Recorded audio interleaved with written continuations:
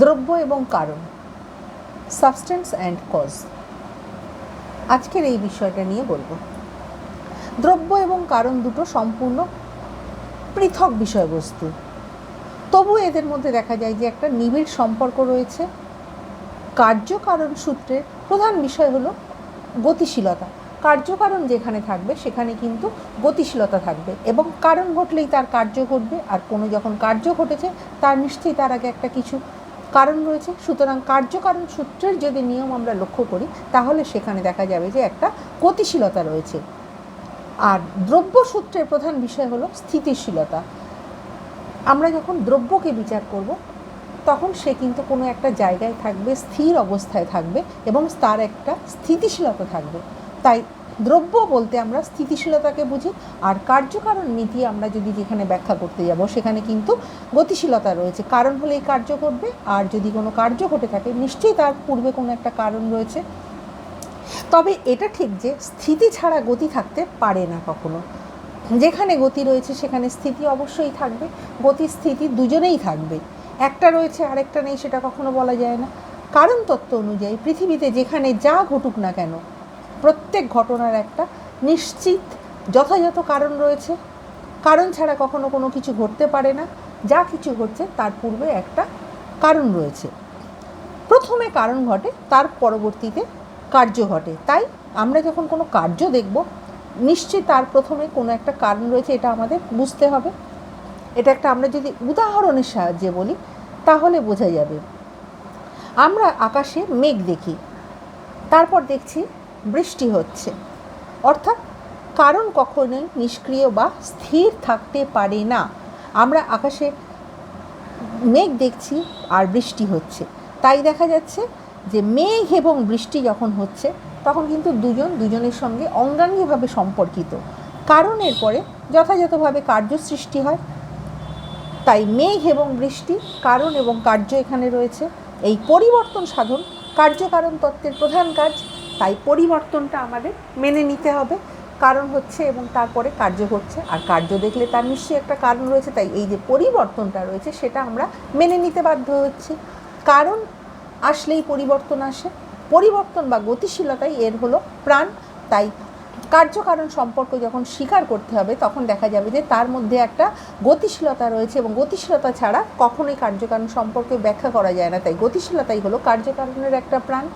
যেখানে গতিশীলতা রয়েছে সেখানে একটা স্থিতিশীল দ্রব্য ও অবশ্যই থাকবে।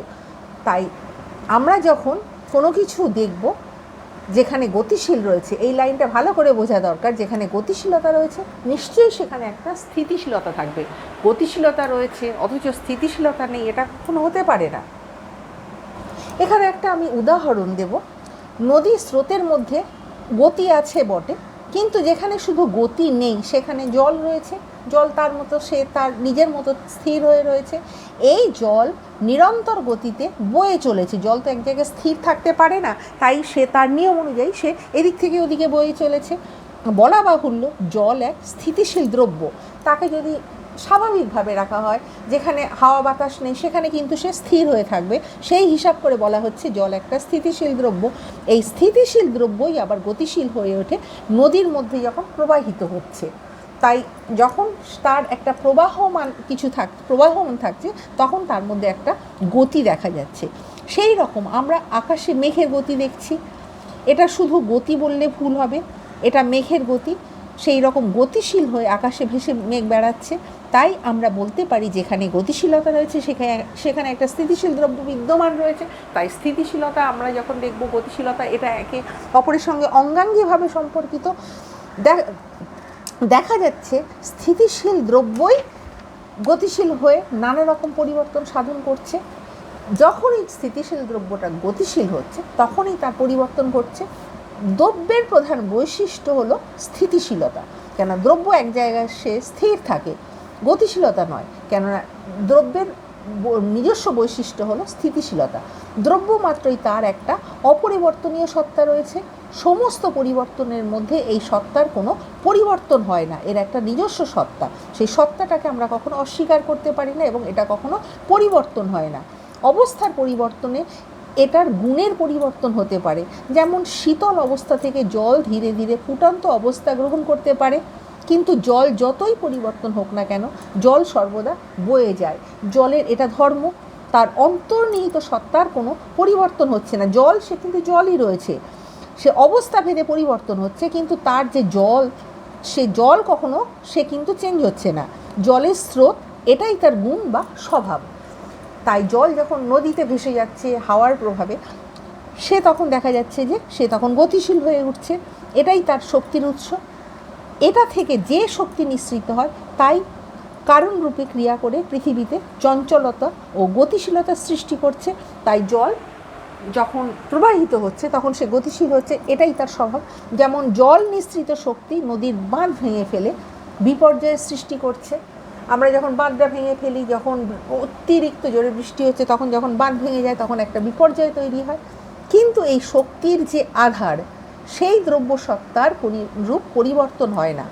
তাই দ্রব্য সত্তার যে নিয়ম অনুযায়ী দেখা যাচ্ছে এই যে দ্রব্য সত্তার কোনো রূপ পরিবর্তন হচ্ছে না, সমস্ত গতিশীলতার মধ্যেও এর একটা স্থিতিশীলতা বিরাজ করবে। জলের কাজ হলো বয়ে যাওয়া। তাই আমরা বলি দ্রব্য ও কারণের সম্বন্ধ অতি নিবিড় সম্পর্ক। দ্রব্যের মধ্যে যে স্থিতিশীল সত্তা আছে, এটাই অন্তর্নিহিত শক্তির প্রভাবে গতিশীলতার উদ্ভব হচ্ছে, এবং তখন আমরা ওকে কারণ বলছি। সুতরাং দেখা যাচ্ছে দ্রব্যের মধ্যে কারণ নিহিত রয়েছে, আর কারণের মধ্য দিয়ে দ্রব্য ক্রিয়া করছে। সুতরাং আমরা এক কথায় বলতে পারি দ্রব্যই কারণ রূপে ক্রিয়া করে এবং কার্য উৎপাদন করে। তাই কারণ যখন আমরা দেখব তার একটা কার্য ঘটবে, আর কার্য যখন দেখব তার নিশ্চয়ই একটা কারণ রয়েছে। আমার ভিডিও তোমাদের ভালো লাগলে লাইক, কমেন্ট, শেয়ার এবং সাবস্ক্রাইব করতে ভুলো না। নেক্সট টাইম আমি আরও একটা নতুন ভিডিও নিয়ে তোমাদের সামনে উপস্থিত হব।